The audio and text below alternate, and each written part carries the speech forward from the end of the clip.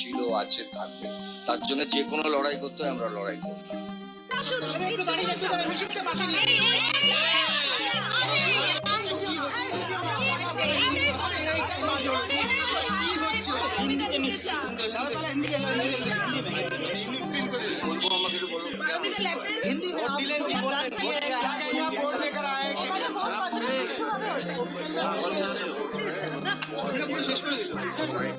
মে 2026 এর বিধানসভা নির্বাচন বাংলার 15 বছর তৃণমূল শাসনের অবসান ঘটিয়ে বিজেপির আগমন।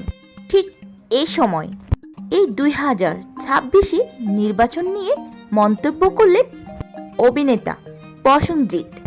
তিনি মনে করেন সাধারণ মানুষের রায়কে সম্মান জানানো এখন সবচেয়ে বড় কাজ।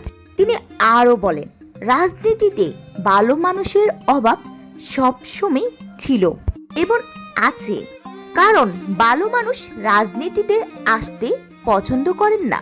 মমতা ব্যানার্জির সকল কাজ সবার পছন্দ নাও হতে পারে, কিন্তু একজন রাজনীতিবিদ হিসাবে তিনি অসাধারণ ছিলেন।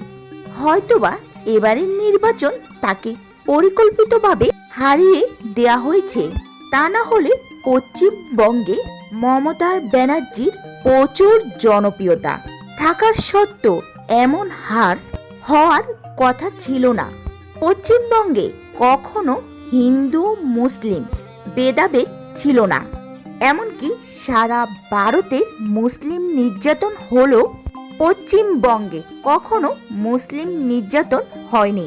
নির্বাচনের এই পালাবদল কারণে পশ্চিমবঙ্গে এমন কিছু যেন না ঘটে, যাতে করে সাধারণ জনগণের মুখে এটা শুনতে না হয় মমতা ব্যানার্জি ভালো ছিল।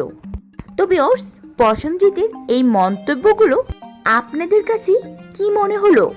অবশ্যই ভিডিওটির নিচে কমেন্ট সেকশনে জানাতে ভুলবেন না।